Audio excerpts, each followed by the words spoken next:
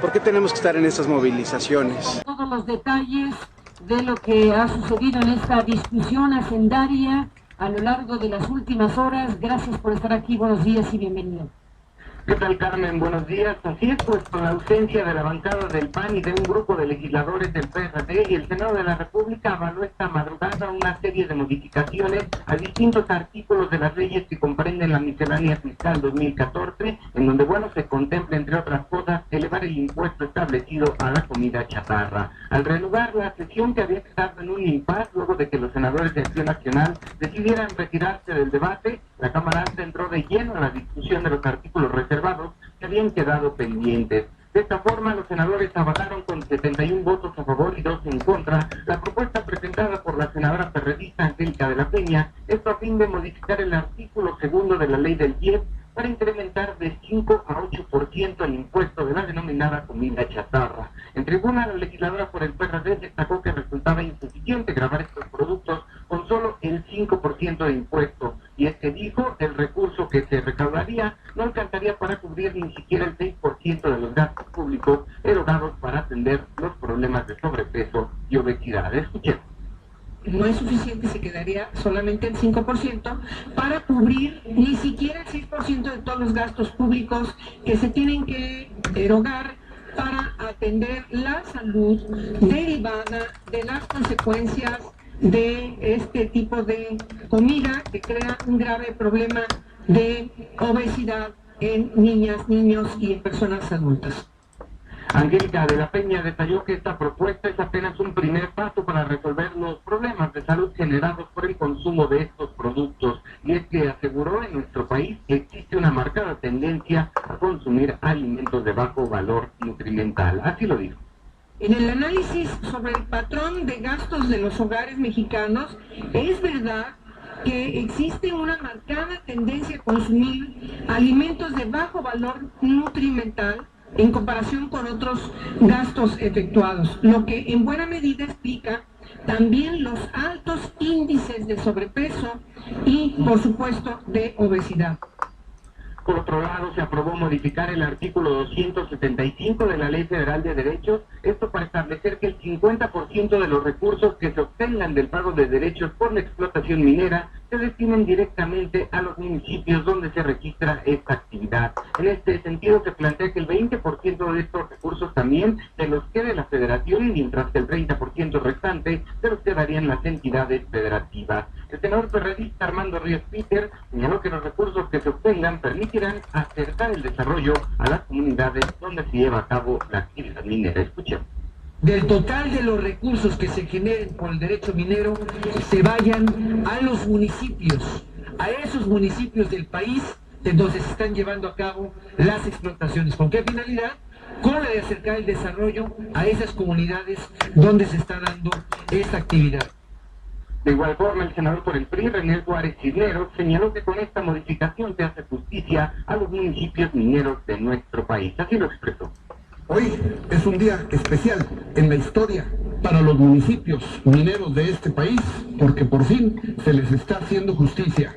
Y durante muchos años, muchos candidatos fuimos a pedir que habría esta justicia para estos municipios.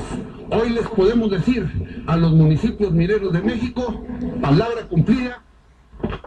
Asimismo, se estableció que las entidades federativas publicarán trimestralmente a través de su página oficial de Internet información relativa a los montos que recibían de dicho fondo, además de que se deberá explicar el ejercicio y destino de estos recursos e informar a la Secretaría de Hacienda de ello. Por otro lado, se modificó el artículo 25 de la Ley del Impuesto sobre la Renta, esto con el objeto de permitir deducciones de hasta un 53% de las prestaciones que los contribuyentes otorgan a sus trabajadores. Además, se cambió la fracción 30 del artículo 28 para establecer que no serán deducibles los pagos, que a su vez sean ingresos exentos para el trabajador. Finalmente, Carmen, entre otras cosas, los senadores aprobaron por unanimidad adicionar un artículo transitorio a la Ley Federal de Derechos, esto a fin de que el Congreso de la Unión determine el monto de los derechos por el uso y aprovechamiento de las bandas de 700 MHz y 2.5 GHz Esto a partir de la propuesta que le haga llegar el Ejecutivo Federal. Esta adición establece un plazo de 60 días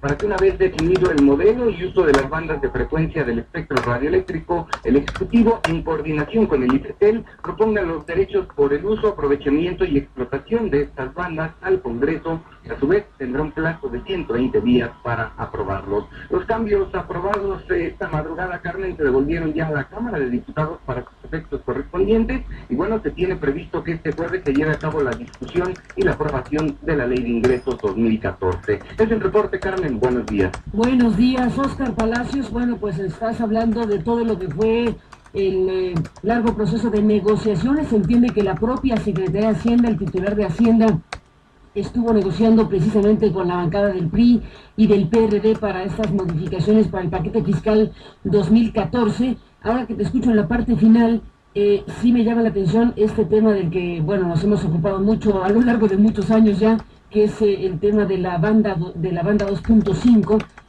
Pues qué pasaría en las horas que transcurrieron en la noche madrugada, porque ese tema de quién debería determinar la contraprestación para los concesionarios de la banda 2.5, la 700 de MHz es para el Estado mexicano, como se sabe, pero la banda del 2.5, de la cual forma parte, bueno, de la cual forma parte en términos de este proceso largo MDS, pues se había determinado claramente en aquel comunicado de prensa, seguramente lo recordarás también, Óscar Palacios, el comunicado de prensa que emitió la SCT cuando habló del acuerdo al que habrían llegado, al que llegaron, mejor dicho, los concesionarios de la banda 2.5, y ahí yo recuerdo con toda claridad, incluso vamos a buscar el comunicado para tenerlo con mayor precisión, pero el comunicado de la SCT decía con mucha precisión que sería el IFETEL, el nuevo Instituto de las Telecomunicaciones, el responsable de determinar precisamente la contraprestación de la banda 2.5 y qué pasaría en las horas transcurridas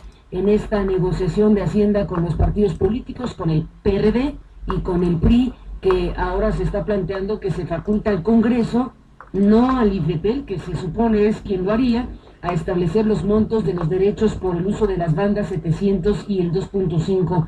Así que un conjunto de temas que quedan ahí en la interrogante sobre cómo se dieron a cabo las negociaciones, el teje y maneje de una negociación entre Hacienda y los partidos políticos para concluir con este paquete fiscal que involucra tantos temas, tantos asuntos, los impuestos, las determinaciones fiscales, el presupuesto nacional que derivará precisamente de los ingresos fiscales que tenga el Estado mexicano, el gobierno mexicano, y cuestiones como esta que nos llaman la atención, porque ahora que te escucho y que veo el resumen que hacen los propios medios de comunicación impresos también esta mañana, se presentan informaciones como las que nos das sobre transferir o colocar al Congreso con esta facultad que había la propia autoridad del Ejecutivo informado a la sociedad mexicana que tendría el nuevo IFETEL. Así que bueno, quedan ahí las interrogantes abiertas sobre los procesos de negociación que se dieron y por lo pronto solo damos cuenta de ello. Y ahora que te escuchaba, pues recordé ese comunicado de prensa y recordé precisamente lo que en su momento se le informó a la sociedad mexicana. Ahora se le dice a la sociedad mexicana que es el Congreso quien va a establecer los montos. Vuelvo a preguntar qué ha pasado en las últimas horas y días con ese tema, pues esa es una interrogante abierta. Óscar Palacios, ahí queda por lo pronto lo que ha sucedido en el Senado de la República, en donde se han hecho estas modificaciones y ajustes a las leyes fiscales en México. Gracias por estar aquí, Óscar, y nos mantenemos en comunicación. Buenos días. Carmen, muchas gracias, buenos días, y únicamente resaltar que justamente estas modificaciones pues son impulsadas precisamente por el Partido de la Revolución Democrática y surgen a partir de esta reunión que sostuvieron con el coordinador de los senadores del PRI, Emilio Gamboa, y con el secretario de Hacienda, esto por supuesto en privado y en un hotel muy cercano a lo que es la sede de la Cámara Alta. Carmen, ¿qué es lo que podemos informar? Es lo que se puede informar, efectivamente es una negociación entre el PRD y la Secretaría de Hacienda y el PRI, básicamente ahí se dio el cónclave para que todo esto resultara con la clara ausencia del Partido Acción Nacional. Pues así está la melee política y de otros temas en México en estos momentos. Gracias, Óscar, por estar aquí esta mañana y seguiremos, por supuesto, de cerca todos estos temas. Buenos días. Estamos pendientes, Carmen, buenos días. Volvemos con más.